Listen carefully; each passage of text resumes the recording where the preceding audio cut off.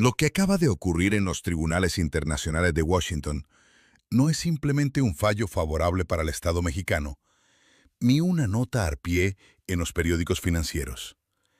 Estamos ante el colapso visible de una de las operaciones de saqueo más sofisticadas y peligrosas del siglo XXI.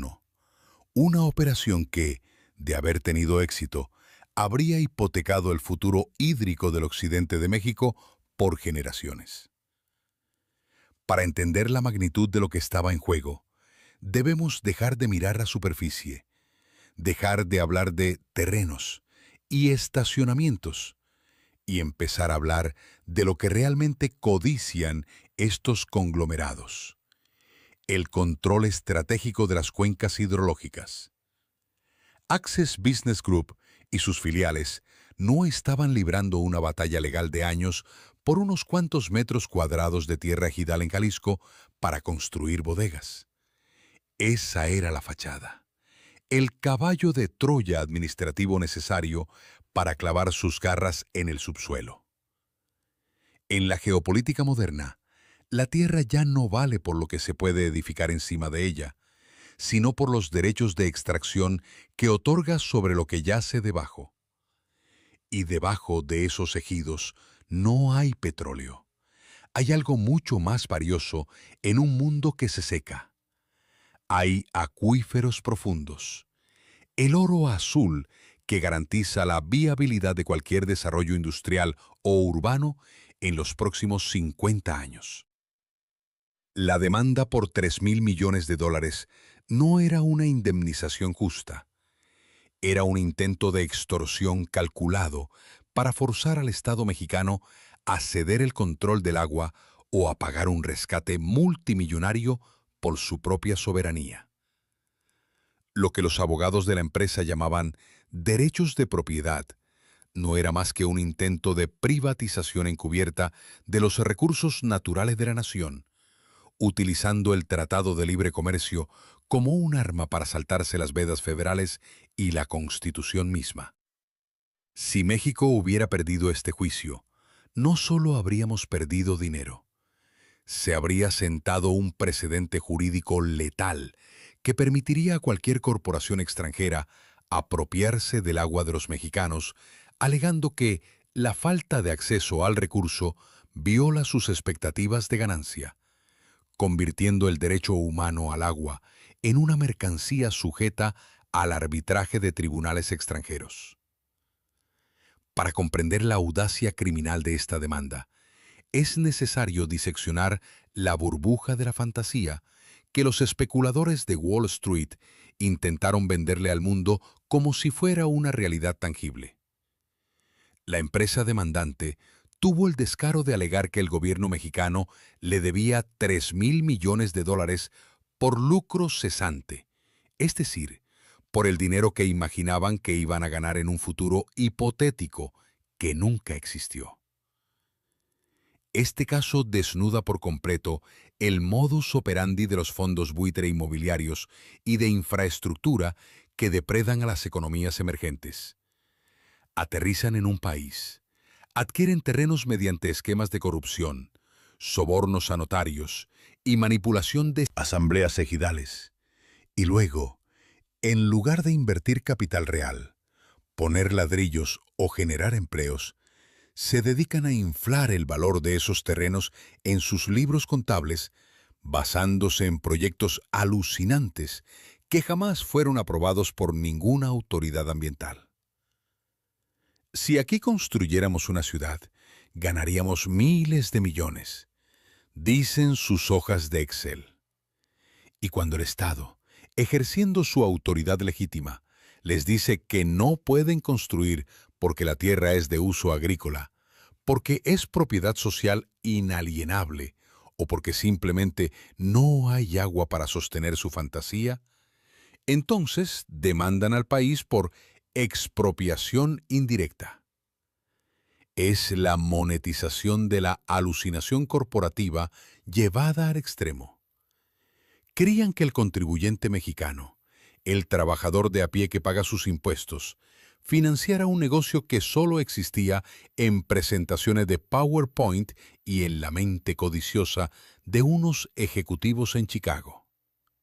El Tribunal del CIADI, en un acto de cordura inusual para estas instituciones neoliberales, pinchó esta burbuja especulativa, estableciendo que no se puede reclamar indemnización por un castillo en el aire construido sobre cimientos ilegales. Es un golpe mortal a la economía de la especulación ficticia, enviando un mensaje claro a los mercados internacionales. El futuro imaginario ya no es una moneda de cambio válida para saquear las arcas de los estados soberanos. Pero en esta trama de conspiración y codicia, hay un actor del que los medios nacionales prefieren no hablar, porque toca las fibras más sensibles del poder local. El cártel de los abogados y notarios. Access Business Group no actuó en solitario. Una operación de este calibre no se planea desde el extranjero sin tener cómplices locales que conozcan las cañerías del sistema judicial mexicano. Fueron guiados, asesorada y empoderada por una élite de despachos jurídicos en la Ciudad de México y Guadalajara que han hecho una carrera multimillonaria vendiendo a su propio país al mejor postor. Estos bufetes, que operan desde rascacielos de cristal y se presentan como la vanguardia de la modernidad jurídica, son en realidad los ingenieros del fraude. Ellos sabían perfectamente, desde el día 1, que la tierra era ejidal y que por tanto era inalienable, imprescriptible e inembargable según la Constitución de 1917. Sabían que la compraventa era un acto nulo de pleno derecho, una simulación jurídica destinada al fracaso. Pero no les importó. Cobraron millones de dólares en honorarios por asesoría estratégica para armar el esquema corrupto y luego, cuando el negocio inevitablemente colapsó ante la realidad legal, cobraron millones más por gestionar la demanda internacional contra México. Son los mercenarios de la ley que juegan a dos bandas. Crean el problema facilitando la corrupción y luego cobran por intentar solucionarlo mediante el litigio internacional. La derrota aplastante en el CIADI los ha dejado expuestos no solo como traidores a la patria, sino como incompetentes profesionales ante sus propios amos extranjeros. El fallo no solo dice que la empresa estadounidense no tiene razón, implícitamente grita que sus asesores mexicanos les mintieron, les vendieron espejitos y los llevaron a una guerra suicida contra el Estado mexicano sabiendo que no podían ganar legalmente. Es el colapso de la reputación de los facilitadores del saqueo. Y eso, a largo plazo, vale más que los 3,000 millones ahorrados, porque ahuyenta a los futuros buitres que ahora saben que sus guías locales no son de fiar. Ahora, elevemos la mirada hacia el tablero de ajedrez global para entender por qué una institución como el Banco Mundial, creada por y para el capital occidental, falló en contra de una empresa estadounidense en un momento de tanta tensión. La respuesta no se encuentra en la justicia idealista, sino en la supervivencia del sistema capitalista mismo. Estados Unidos y las instituciones financieras globales están aterrorizados por el ascenso de los BRICS y la pérdida de influencia en el sur global. Si el CIADI hubiera fallado a favor de Access Business Group, validando un fraude tan evidente y obligando a México a pagar esa suma absurda, habría sido el empujón final, la gota que derramara el vaso para que México y otros países latinoamericanos abandonaran definitivamente el sistema de arbitraje occidental y buscaran alternativas en los nuevos bloques económicos liderados por China. Washington, en un cálculo de realpolitik pura, decidió sacrificar a una empresa para salvar el sistema. Decidieron que era preferible perder un peón, Access Business Group, que arriesgarse a perder el tablero completo, la adhesión de México al orden económico norteamericano. Además, en la era del nearshoring, donde la prioridad estratégica de Estados Unidos es desacoplarse de Asia y traer las cadenas de suministro a Norteamérica, necesitan un México estable, cooperativo y fiscalmente sano. Permitir que una empresa depredadora desestabilizara las finanzas públicas de su socio estratégico hubiera sido un autogol geopolítico imperdonable. Esto demuestra un cambio de paradigma. La seguridad nacional de los Estados Unidos y los intereses voraces de sus corporaciones privadas ya no están alineados automáticamente. El imperio ha tenido que disciplinar a sus propios súbditos corporativos para mantener la paz y el orden en su frontera sur. Sin embargo, no cantemos victoria antes de tiempo ni bajemos la guardia, porque este caso abre una caja de Pandora legal sumamente peligrosa para otros sectores extractivos, específicamente el minero y el energético. Si el argumento central que le dio la victoria a México fue que la adquisición original de la tierra fue ilegal por violar las leyes agrarias y los derechos ejidales, entonces tenemos que mirar el mapa de México con nuevos ojos. Cientos, si no miles, de concesiones mineras canadienses y estadounidenses que operan hoy en Sonora, Zacatecas, Guerrero y Durango están asentadas sobre tierras ejidales adquiridas mediante esquemas de arrendamiento o ocupación temporal, que adolecen de los mismos vicios de origen que el caso de Jalisco. Asambleas manipuladas, firmas falsificadas, pagos irrisorios y violaciones a la ley agraria.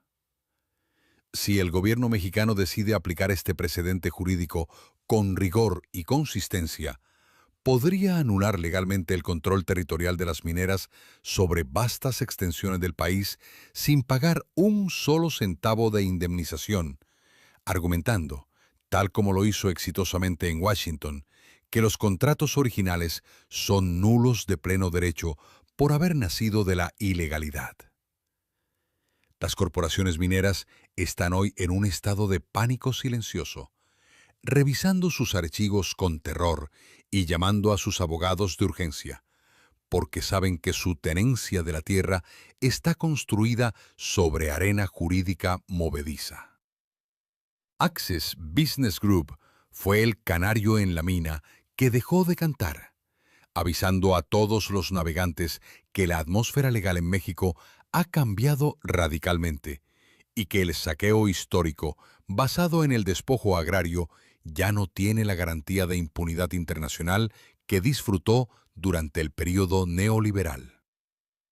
Finalmente, la lección más profunda y duradera de este episodio no es legal ni financiera, es psicológica. Representa un cambio tectónico en la psique nacional y en la forma en que México se relaciona con el mundo. Durante 30 años de neoliberalismo, se nos adoctrinó bajo la pedagogía de la indefensión. La idea implantada y repetida 1000 veces de que no podíamos defendernos, de que las empresas extranjeras eran intocables, seres superiores ante los cuales debíamos agachar la cabeza, y de que siempre era mejor negociar un mal arreglo y pagar la extorsión que pelear un buen pleito. Nos decían que si aplicábamos la ley, los mercados nos castigarían, el peso se devaluaría y la inversión huiría despavorida. Este juicio ha roto ese hechizo de sumisión. México peleó con la ley en la mano, sin miedo, con argumentos técnicos y soberanos, y ganó. Y adivinen qué pasó. El cielo no se cayó. Los mercados no colapsaron. El peso sigue fuerte y la inversión extranjera directa sigue llegando en cifras récord. Al contrario, el respeto internacional por México como un Estado serio ha aumentado. El capital real, el que busca construir y producir, prefiere países donde las reglas se respetan, aunque sean duras, a países bananeros donde todo se puede comprar por debajo de la mesa. Hemos descubierto que la soberanía no es un concepto abstracto y polvoriento de los libros de historia, sino una herramienta práctica, rentable y necesaria para la supervivencia económica. Al defender el suelo y el agua de Jalisco contra la especulación, México ha recuperado algo mucho más valioso que 3.000 millones de dólares. Ha recuperado la dignidad de saberse un Estado-nación capaz de mirar a los ojos a los poderes Fácticos globales y decir no. Y en un siglo XXI caracterizado por la escasez de recursos finitos y las guerras corporativas por el agua, esa capacidad de decir no y sostenerlo es la única garantía de que tendremos un futuro como país independiente. Si elevamos la mirada más allá de la frontera y observamos el tablero de ajedrez global, nos encontramos con una interrogante que ha dejado perplejos a los analistas financieros más conservadores. ¿Por qué una institución como el Centro Internacional de Arreglo de Diferencias Relativas a Inversiones, CIADI, que pertenece al Banco Mundial y que históricamente ha funcionado como el brazo armado legal del capitalismo corporativo occidental, falló en contra de una empresa estadounidense y a favor de un gobierno latinoamericano que ha sido crítico con el neoliberalismo? La respuesta no se encuentra en una repentina epifanía de justicia moral por parte de los árbitros internacionales, sino en un cálculo de supervivencia sistémica y miedo geopolítico profundo. Washington y los arquitectos del orden financiero global están aterrorizados ante la fragmentación del mundo y el ascenso imparable de los BRICS. Si el tribunal hubiera fallado a favor de Access Business Group, validando un fraude tan evidente y obligando a México a pagar 3.000 millones de dólares por una especulación fallida, habría sido el error estratégico definitivo, la gota que derramara el vaso para que México, la segunda economía de América Latina y el socio comercial más importante de Estados Unidos, considerara seriamente abandonar el sistema de arbitraje occidental. En un momento donde el nearshoring es la única carta que le queda a Estados Unidos para competir industrialmente contra China, no pueden permitirse alienar a México. Permitir que una empresa depredadora de segundo nivel desestabilizar las finanzas públicas y la estabilidad política de su socio estratégico hubiera sido un autogol imperdonable. La decisión del CIADI fue un acto de disciplina imperial. Sacrificaron a un peón codicioso para intentar salvar la lealtad del rey en el tablero norteamericano. Entendieron que validar el saqueo descarado en este momento histórico empujaría a México a buscar alternativas de financiamiento y arbitraje en Shanghái o en el nuevo Banco de Desarrollo de los BRICS. Por lo tanto, esta victoria legal no es solo mérito de la defensa mexicana, es también el síntoma de un imperio debilitado que ya no puede imponer su voluntad impunemente y que se ve obligado a respetar ciertas reglas del juego para no perder sus zonas de influencia ante el avance de potencias rivales. Es la Realpolitik aplicada a los tribunales. La seguridad de la cadena de suministro de Norteamérica vale más que las ganancias fantasiosas de unos especuladores inmobiliarios. Sin embargo, el impacto más devastador de este fallo no se sentirá en el sector inmobiliario, sino en las profundidades de la tierra, en las aras de consejo de las grandes corporaciones mineras canadienses y estadounidenses que operan en México. Este caso ha abierto una caja de Pandora legal que tiene a los ejecutivos mineros en Toronto y Denver sudando frío. La defensa de México ganó, argumentando que la adquisición original de las tierras ejidales fue ilegal porque violó la ley agraria y los derechos colectivos de los campesinos, lo que vició de nulidad todo el proyecto desde su origen. Si aplicamos esta misma lógica jurídica al mapa minero de México, nos encontramos con un escenario explosivo. Cientos de concesiones mineras que hoy extraen oro, plata y litio en Sonora, Zacatecas, Guerrero y Durango están asentadas sobre tierras ejidales adquiridas o arrendadas mediante esquemas idénticos a los que usó Access Business Group. Asambleas manipuladas, donde se compraron votos con despensas, firmas falsificadas de ejidatarios muertos, contratos de ocupación temporal leoninos que pagan centavos por hectárea mientras extraen millones en mineral.